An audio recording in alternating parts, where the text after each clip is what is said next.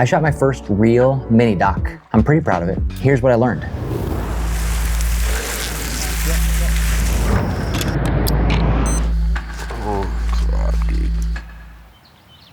This company, CompTrain, and I worked to create an authentic story, and we decided to do it at this race. Yeah, so 24-hour race. 24 hours. 24-hour run. Run for 24 hours. It's a 3-mile loop, and you're just covering as much distance as you can. Just basically an AMRAP for 24 hours.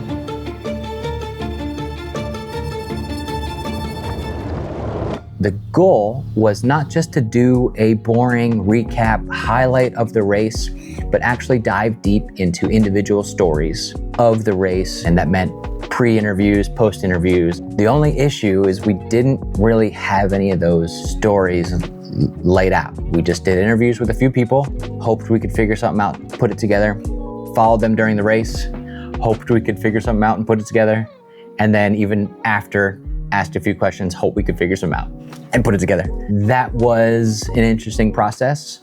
That's my first point I want to make. The first point revolves around adaptability with your gear, with the people, and with the story. We stayed handheld with our cameras because it just made us be able to get around quicker and easier. The importance is capturing raw emotion, dialogue even, heavy focus on making sure our audio was good with our small crew, which was, I did the whole 24-hour shift, which was long. It was a nap. I took a nap somewhere in there.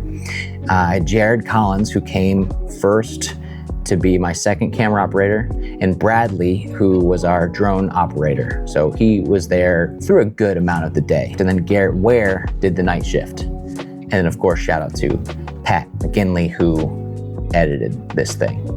And that's a whole different video in the conversations back and forth with me and Pat in post-production, and how much work and story he had to pull out of multiple terabytes of footage.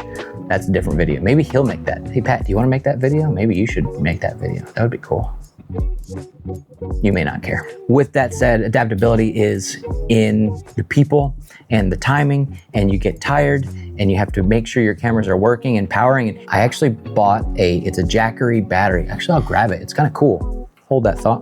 All right, I wanted to grab this, not sponsored at all. I don't have an affiliate anything. Maybe I can put my own Amazon affiliate link, but I don't really care. This thing, kind of small. It was worth having, preferred bigger, but because we were out in a state park, no real power source except for gas generators or cars. So this, you can buy a solar panel that charges that battery. So I put this on top of my car the whole day, and for the most part, kept this thing decently charged. It's slow, but we kept all our batteries charged without needing some sort of power source. I thought that was pretty good. That leads me into the point of story first, always. Chase your stories, even if you're not sure it's going to happen. And this documentary, this is more talking about the live event documentary space where you don't really know the outcome. Your character might be training for something and pushing for something, and then they may not win. So being prepared, like I said, to adapt, but also chase the story that's happening, that's unfolding. Maybe they didn't win because they let someone pass them that needed help, or who knows, but chase the story that's unfolding. And don't be afraid to deviate because something is brewing, something's happening that maybe you didn't expect.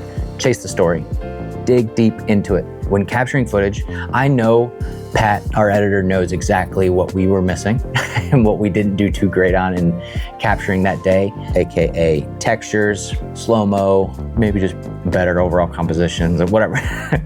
But the big thing, though, I think we did pretty well is following stories as closely as possible. Cole said that was a good idea?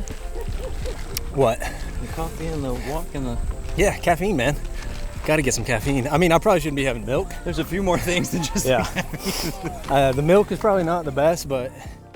Are you still in line with what you want, time-wise? I don't know where you're at. That's good, man. 57 miles in.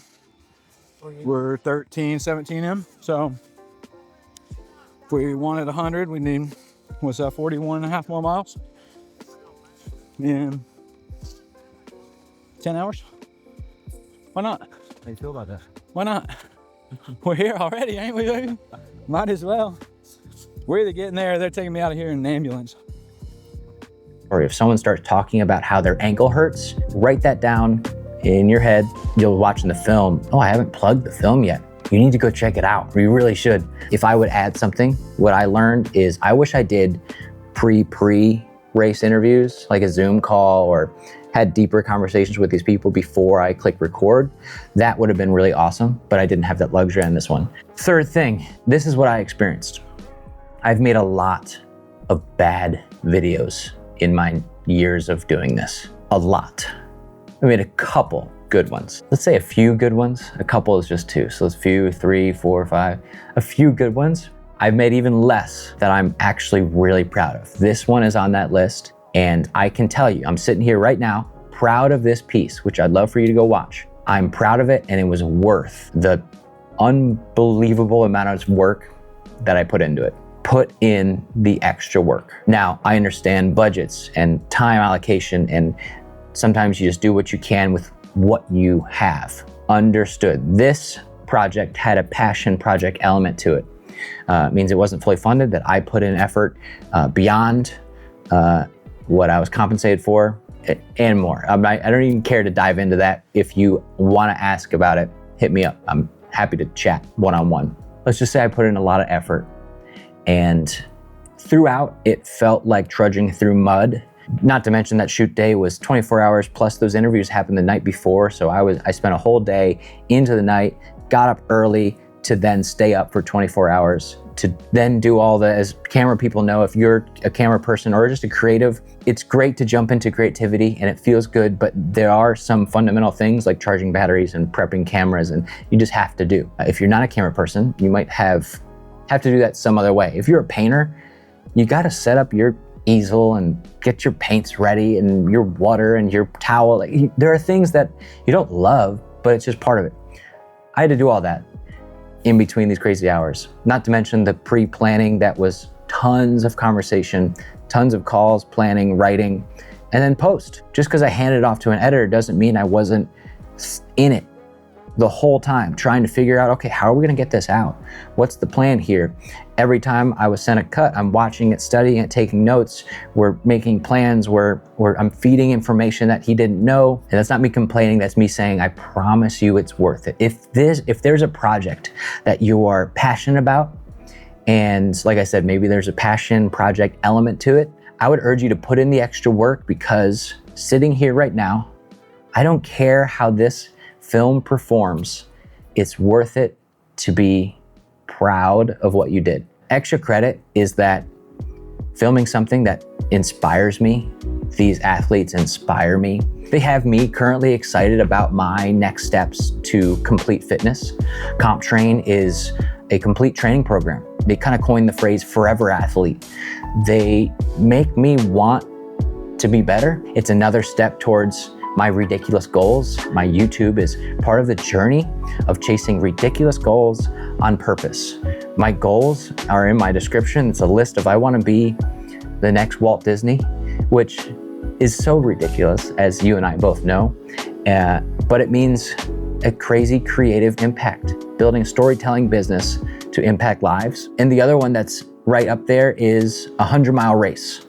I'm training to do a 100-mile ultra marathon. Just a ridiculous goal, because kind of a why not? And it's not going to be the end, but that's a pretty big goal for someone who's just getting back running again. I have a long way to go, but I'm moving that direction. And keeping everything together is leading this way with authenticity. That has to be my foundation. Authentic through and through, honest with you and this YouTube channel and all the work I do to make my family proud, to be the man I want to be. That's it. Those are the 3 things I learned. Go check out the film. I think you'll like it, especially if you're into the ultra marathon world. Even if not, you might like it anyway. So thanks for watching this video, and I'll see you next time.